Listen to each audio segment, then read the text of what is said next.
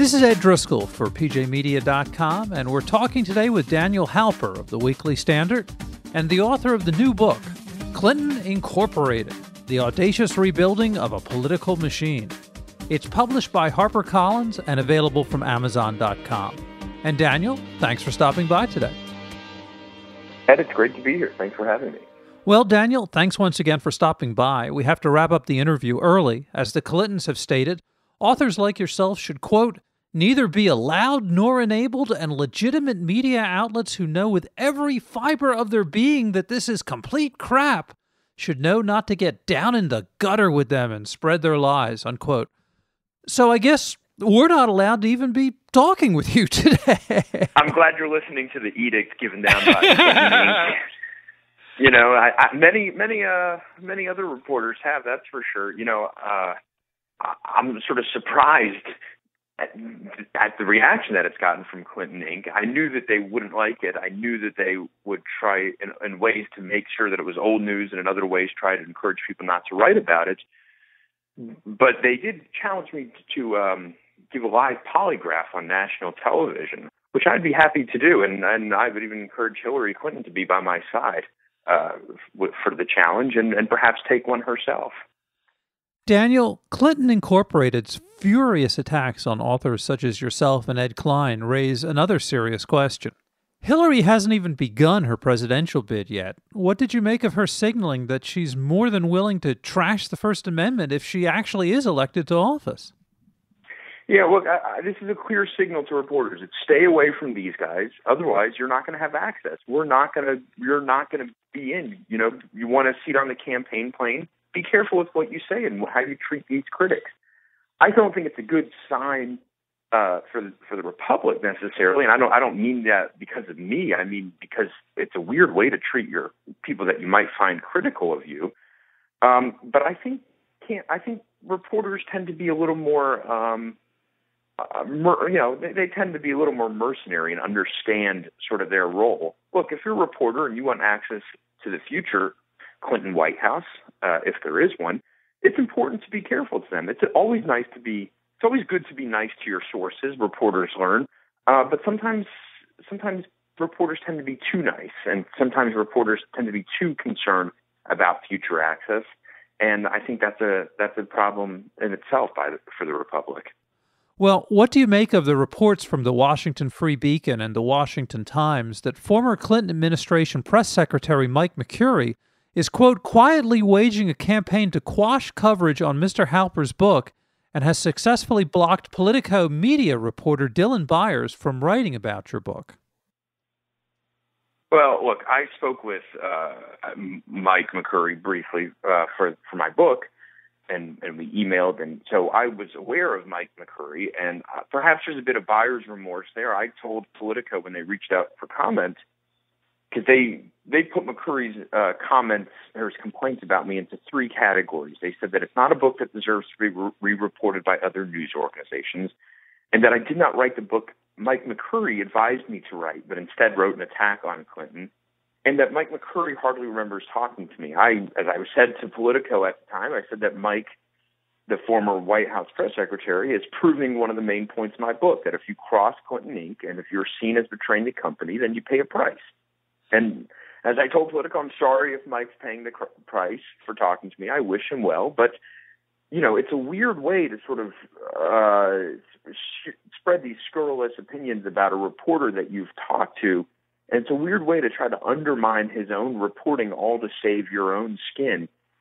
But it does prove the central point, or one of the central points, that a lot of people are scared of crossing the Clintons. They've seen Clintonian retribution in action, and they're scared. They don't want a part of it. They want their current lives the way they have. That's, again, back to why reporters might be inclined to give friendly press coverage to the Clintons. One of the reasons, and it's one of the reasons you have Mike McCurry trying to save his own skin, or trying to at least protect his own skin. So it's kind of bad, and the consequences aren't good, that's for sure. But it is a reality of Clinton's, and as Hillary Clinton furthers her foray or her re-entrance into American politics, I think it's one that we'd all be advised to sort of be a lot more aware of going forward. The implied threat to Dylan Byers is also reminiscent of an incident you talk about in the new book, which is how the Clintons got David Shuster suspended from MSNBC in 2008. Could you talk about that? Yeah, I took, and that's a great example. And Shuster himself is a liberal. I mean, that's not. He's currently with Al Jazeera. He's currently at home with Al Jazeera, but at the time he was with MSNBC, and all he did was he questioned whether or not the usage of Chelsea Clinton in the 2008 campaign was, quote, and he likened her to, quote, being pimped out by the campaign. Now, perhaps that's not an artful way. Perhaps that's offensive to some people. Perhaps he shouldn't have said that. We can stipulate all those things. It didn't mean that they had to call his bosses, not only at MSNBC, not only at NBC, but at the parent company, GE. They called board members of GE, who in turn called the CEO of GE, who in turn, made a phone call to Shuster's bosses and said, why are my reporters calling David Shuster a prostitute? He, of course, got suspended for 2 weeks and believes that it affected his reputation in such a negative way that he's no longer with the network. Might there have been other things at play? Perhaps. We don't necessarily know his whole relationship with MSNBC, but it's clear that the 2-week suspension hurt his career in a certain way. And it was clear also that Shuster internally at the time was making the case that this is just politics. They're using him as a political pawn to play Hillary Clinton as the victim, to try to gin up support in 2008. But it didn't matter. His career and his reputation suffered as a result of it, and it goes to show it was a warning shot not just to Shuster but to other reporters that you better watch what you're saying when it comes to the Clintons. You have to be careful. Well, let's step back even further from that. Hillary's 2008 and her likely 2014 campaigns mark, as the subtitle of your book states, an audacious rebuilding of a political machine. What was their lowest ebb, and how did they recover from it? Well, I suggest it was basically impeachment, or the end of impeachment, and that's where the book starts. The book tells the story of how they're in this cloud of impeachment. People sort of forget really how many scandals really engulfed the Clinton White House. You forget by comparison for Bush because you think Bush had his scandals and Barack Obama has his scandals. I mean, it was nothing compared to the chaos in the Clinton White House and just what they had to deal with. Even on the way out the door, there's this pardon scandal where Bill Clinton pardons a couple people like Mark Rich, whose support for pardon is being paid to Hillary Clinton's brothers, that they're being paid to lobby for his release. He gets released, and it looks terrible for Bill Clinton, rightfully so. And so Bill Clinton leaves the White House. He's personally depressed, and yet here they are. Here they are, like, sitting atop the political world, and instead of, putting their heads down in shame and walking away, they're doing great. They are threatening a return to the White House in 2016. So that's basically what I try to chronicle. Daniel, you made a great observation in your book that in 2005, President Bush asked his father and Bill Clinton to be fundraisers for the Katrina relief efforts, and despite the fact that the most famous statements from both men, "Read my lips, no new taxes," and "I have not had sex with that woman," turned out to be lies, by 2005, they were two of America's most revered elder statesmen. Bill Clinton's presidency is bookended by Bush administrations. How did he become so friendly with the Bush family? Well, with these politicians, there's always an element of political expediency, and it's certainly the case that both have benefited tremendously from their relationship. On a sort of more human level, on a more granular level, it happened simply because they were both kind to each other, and that's all it really took. On a political level, on a politically calculating level, they both realized this would be very helpful, and so they both made an attempt, I believe, to be friends with one another, to be seen doing philanthropic work for the American people with each other. That makes both of them look good. They both are aware of those things. And so I do chronicle that relationship. I think it's fascinating. I think a lot of people on both sides of the relationship go out of their way to say that they are just personally very, very close with one another.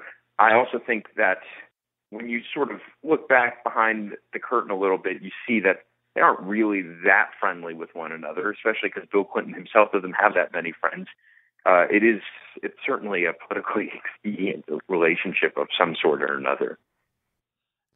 Once they deemed Barack Obama as having a genuine shot at the White House in 2007, the left began to treat Hillary and her supporters pretty savagely, ultimately calling Hillary, her husband, and their Democratic supporters racist and wishing to see them tossed into the dust heap of history.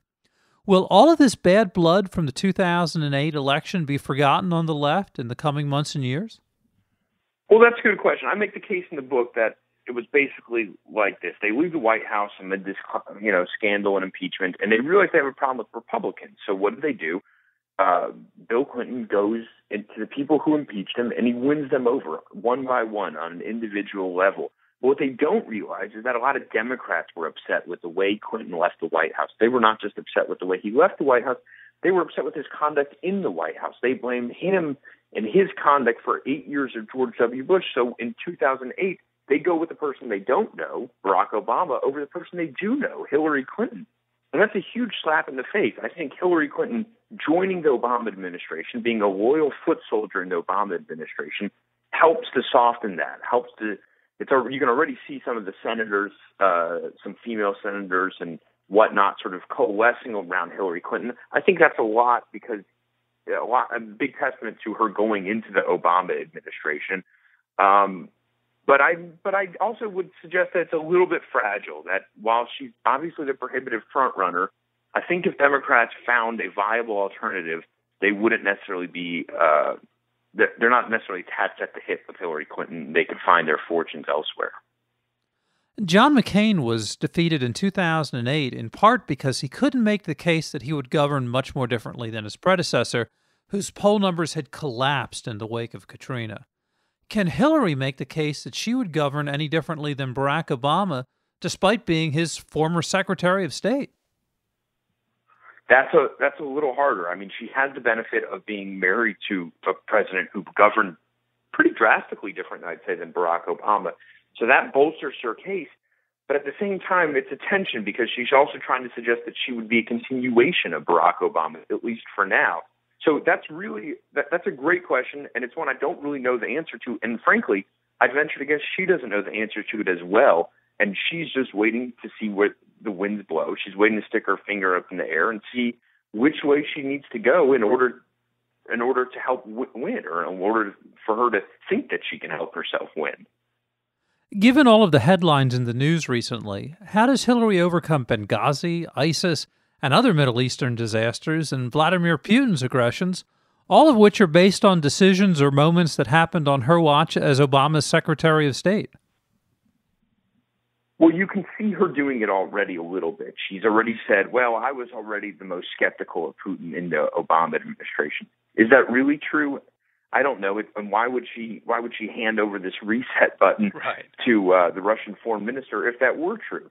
But you can see her doing it. The advantage she has is that foreign policy tends to not matter too much in presidential elections. The disadvantage she has is that the world's blowing up and she was the Secretary of State while it happened. Now, I make the case in the book, based on my reporting, that she was basically put in a bubble and that she didn't really have that much say in American foreign policy, that Barack Obama is a micromanager. Barack Obama wanted to run foreign policy himself, and so she gets on a plane and she travels the world and she meets new friends and she sees old friends, but she wasn't really leading foreign policy. But that's not the case she makes for herself in her book. That's not the case she's been making in her interview trail, though I believe that's more accurate. So how she reconciles wanting, on the one hand, to be separated from Obama's foreign policy, but also wanting to have been a leader and somebody who restored America's standing in the world, that's a lot harder of a case. I think if she adopted my reading of her term as Secretary of State, it would be a lot more favorable to her case, but I don't think that's not one that she has adopted, and I don't see her doing so in the future.